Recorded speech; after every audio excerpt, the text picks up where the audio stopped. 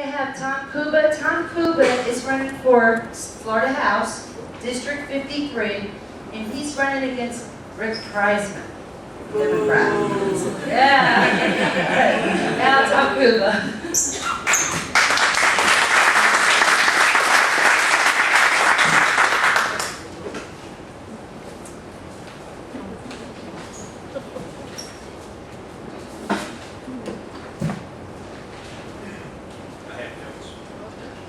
Hello? Hello, Kevin. 250 years ago, there were a bunch of folks that lived in this country, farmers, shopkeepers, ranchers, just regular people, and they had this idea about freedom. And it grew from where they had come from. But this concept of freedom, of being free, was kicked around, and they kind of liked it, and eventually it formed a philosophy. Basically, these folks just wanted to be left alone to live their lives and not have to deal with stuff. Okay, she's waving it. Not quite close enough to the mic. Ruined the whole ambiance of what I'm trying to create here. Okay. They just want to be left alone to live their lives. They wouldn't have to mess with any of this stuff, and in that wish to just be left alone, there's a little bit of a catch-22, and I'll get into what the catch-22 is later. But what I want to point out first is that there's a flow to that concept of freedom and what came from it. These ideas of freedom formed the philosophy, and from that philosophy, the foundation was embedded in the Constitution. The Constitution was enacted by the legislation and given to the administration in order to put it into play, make everything work. And they invented the court system in order to keep everything in check. So the flow there was philosophy, constitution, legislation, administration, with the courts checking things out. Over the course of my lifetime paying attention to politics and my country, I saw that slowly erode. And I honestly had thought it would be self-correcting. As elections came and went and things changed, I realized I was wrong. And on November 5th of 2008, I decided that I could no longer trust my country to the hands of others. I saw a new world order, and it was a new world that I chose not to belong to. I know I dangled a participle, but that's okay. I chose to step out of my comfortable life as a biologist and into a much more challenging life as a statesman. I got a lot of advice right off the bat. I was told I had to narrow my thoughts. I was told I couldn't be philosophical. I had to come up with 2 or 3 issues that everybody could identify with, and everybody be happy, and everybody could understand. Well, I didn't know what I was doing back then, so I did it. And I came up with 3 that are very important, and they're education, environment, and the economy.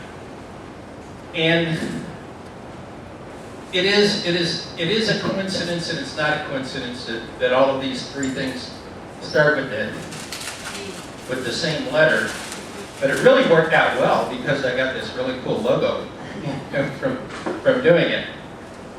But when we think about those 3 things, education, our education system in Florida is better than it was when I first moved here, but it's still horrible. We have, 25% roughly of our people don't graduate from high school. When I started to look into it, I realized that our policies are wrong, our priorities are wrong, our goals are wrong, and our approach is wrong. Just not doing it right.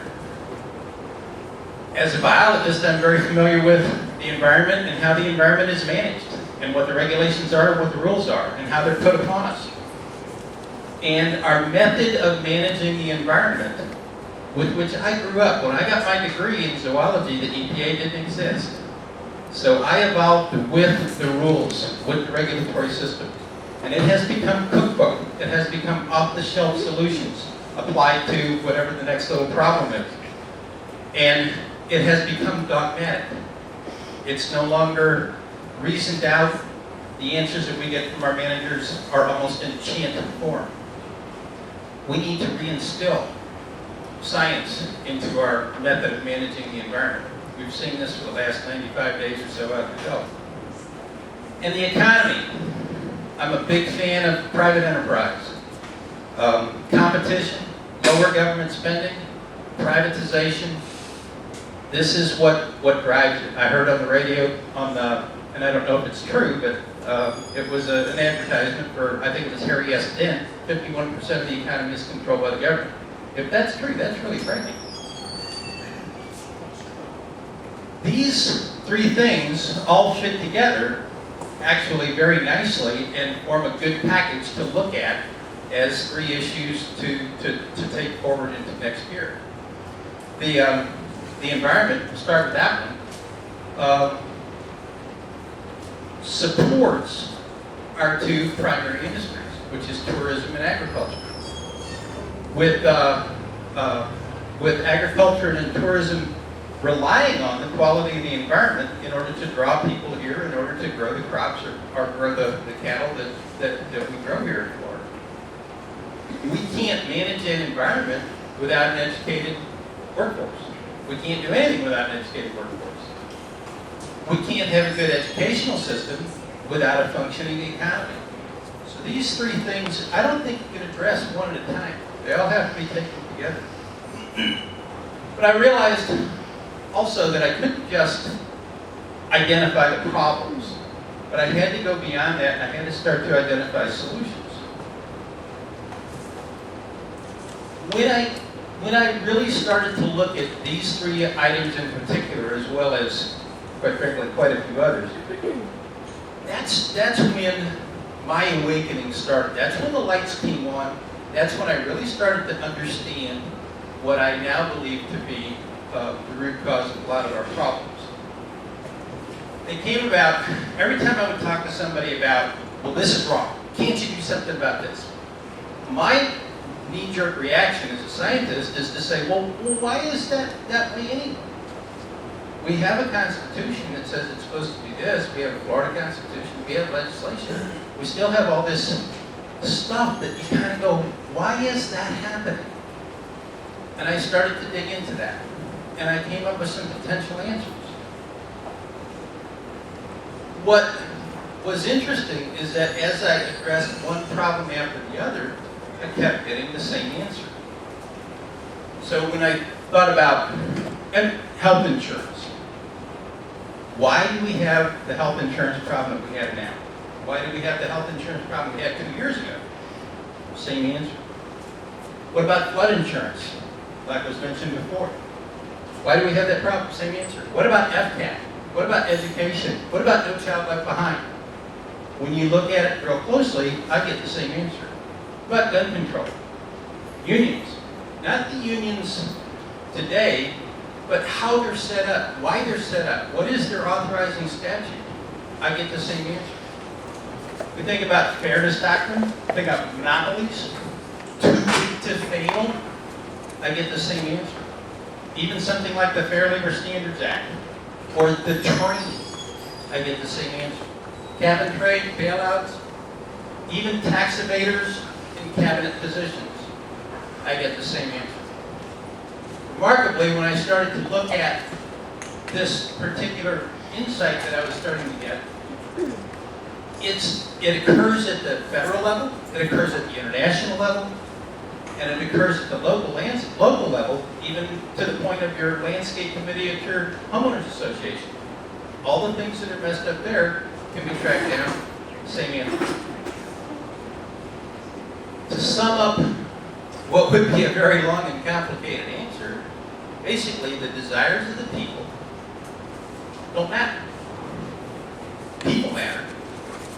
But overlying that is this theory that government knows better than we do. Government is not listening, whether it's the HOA or whether it's the UN. People are disenfranchised.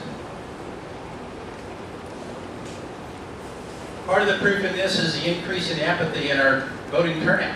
Apathy finds very fertile ground in the disenfranchised. The catch-22 that I mentioned then became very clear, and this is part of the role that 9/12 and Tea Party groups are playing that's so very, very important. The freedom to just be left alone and live our lives has implications. The catch-22 is, if we watch government, it behaves itself, we don't need to watch it. But if we don't watch government, it starts to take control of our lives, and we realize we shouldn't be watching it. So we have to watch it all the time. Our desire for freedom to just be left alone is the very thing that's led to our current situation. At the same time, the presidency itself has slowly changed.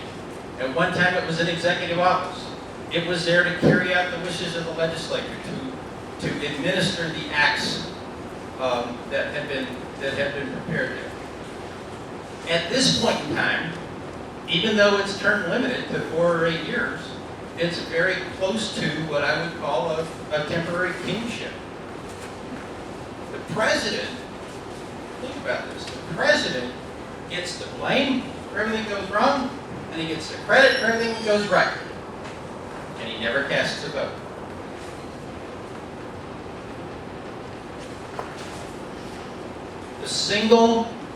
This is probably the most important thing I have to say, so anybody who's asleep, you can wake up now. The single most important safeguard of our freedom was being lost, and that was the dispersal of power. We were given in our Constitution 2 houses, a separate administration and independent court. The 2 houses were the Senate and the House, the Senate representing states and the House representing communities. This structure assured us that no one person would ever be in complete control.